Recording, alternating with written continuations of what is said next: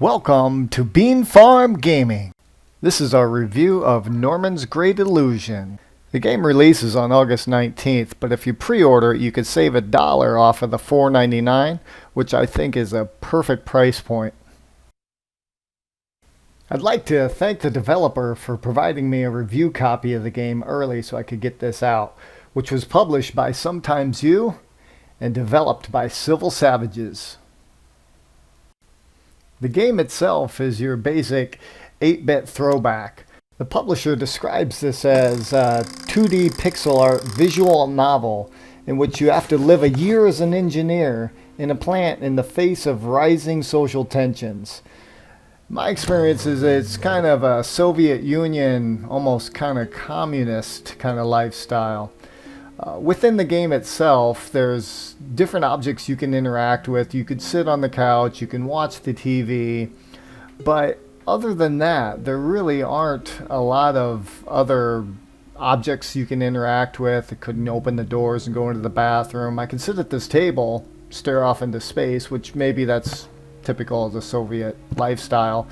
But there are some objects, the refrigerator you can open, but I was really looking for some hidden Easter eggs or something in addition to just basically the story-based novel. You sit at the dinner table and you have a discussion with your wife and your child. In this playthrough, I happen to be a blonde male with a blonde wife, and somehow we got a brunette child. But once again, the objects really can't interact with it too much. Over here, I could sit in my daughter's room, stare at the other chair. These base mechanics basically funnel you into doing the primary novel of the game, which is going to work, doing your job, making a few story-based decisions, coming home and repeating it every day. Rinse and repeat. So, there's the door highlighted. All the objects you can interact with really have kind of a highlighted. When you leave every day, there's kind of this socialist play through. There's two real mini games to the game. There's the driving to work mechanic, and then there's the punching the numbers human calculator at work. So in this, the bar goes back and forth, and much like a balance indicator, you have to hit it right in the middle. Once you arrive at work, your job as an engineer is basically basic mathematics, your human calculator. At the bottom of the screen, you'll see 5 little circles. The 2 inside the box are where you need to not exceed the mistakes during the day in order to get a bonus for the day. Now this is very important later in the game as you try to earn enough money to keep on going and not get fired. After about 5 of these calculations, it'll be lunchtime, you take a break, click a couple buttons, you can move on to the afternoon shift, which is another like grueling 5 calculations. So by not making more than 2 mistakes, you can get a bonus for the day, which, as you'll see when we get home at the end of the day, is very important to make it into the later game and earn all the achievements.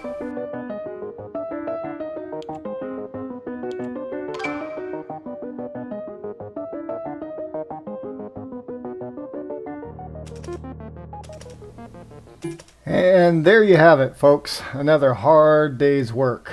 And a bonus by not exceeding those 2 mistakes throughout the day. Once again, you'll be greeted with the returning home driving minigame. If you do make too many mistakes and fill up the indicator on the left, once again you'll get a penalty, which will take more money out of your household budget. As shown on the screen, for the day you earn $40, every day you spend $90. I got the $30 bonus for not messing up too much at work, and I didn't wreck my car. So if you do everything right and it's a perfect day, you'll only lose $20 a day. Kind of a bleak outlook, but that's kind of where this game is headed. If you succeed at doing your job like perfect and not going over that 2 failure limit, at like the end of the week they'll give you like a $200 bonus, and it'll save the day, it'll save your family. So you come home, you have a discussion with your family, but without any other objects or events to deal with in the game.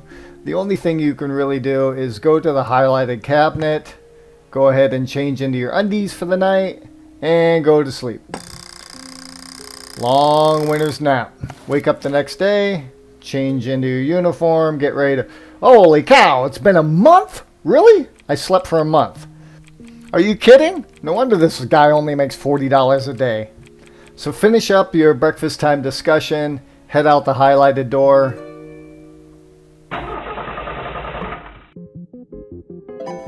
I think the mechanics in this part could be tightened up quite a bit. I found myself having to hit the A button about a half second early to get it within the spectrum, but you'll kind of get a feeling of it after you do it a couple times.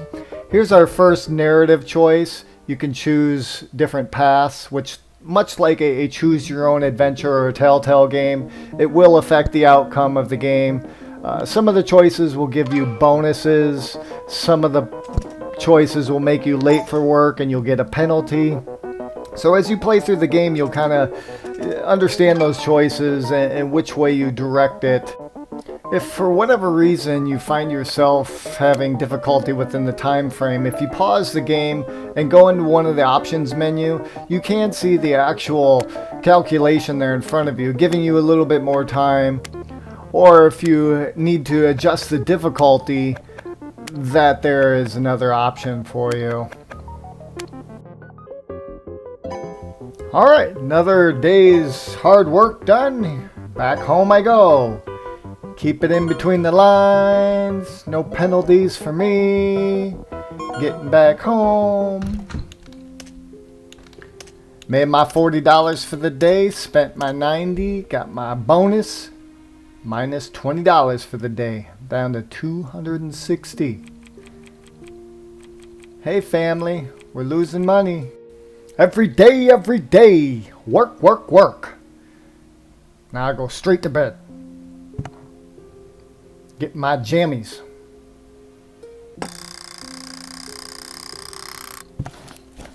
Wake up in my monkey suit. Oh, another month has passed. I sleep like a bear. I make $40 a day. I go straight to work.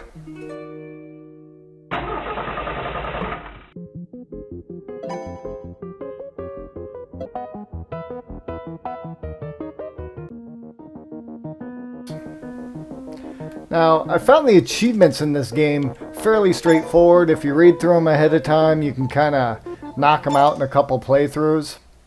I played through the game about 4 times to get 100%. It took me about 30 minutes to knock out all the achievements, which really is the point of these easy completion games. Not a lot of replay value. It's once again the Sometimes You and Ratalaika. Throughout these games, they put a $5 price point on it. Achievement hunters jump all over them.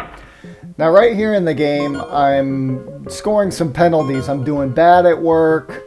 I could fail on the car missions, which would further accelerate me running out of money and failing in the game.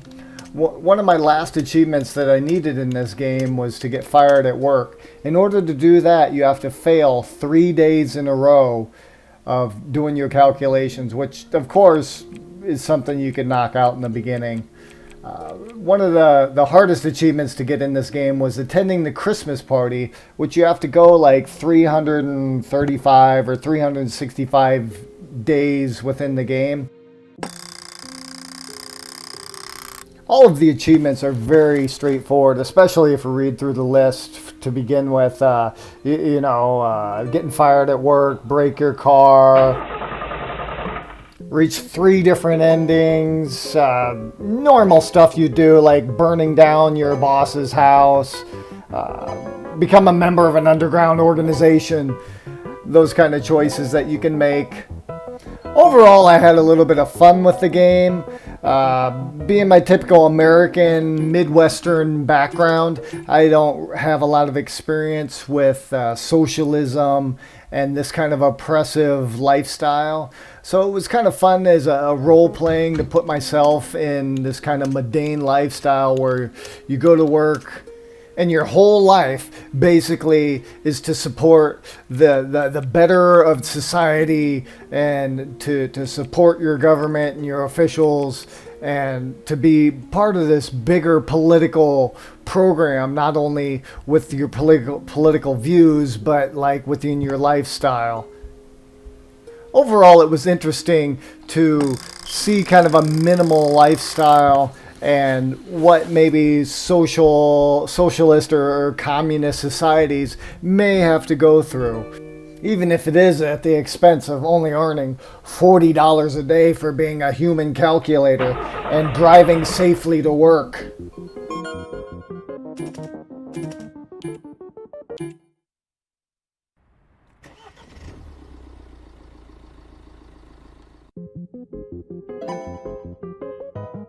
I mean, overall, will I ever play this game again? Not on my account.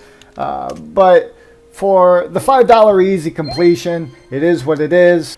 Most achievement hunters, and probably most of the people actually purchasing this game, are going to go in with that in mind. Therefore, I'm going to give the game a 3 out of 5. Once again, I'd like to thank the people over at Sometimes You for providing me an early access review code, and we'll see you on the next one.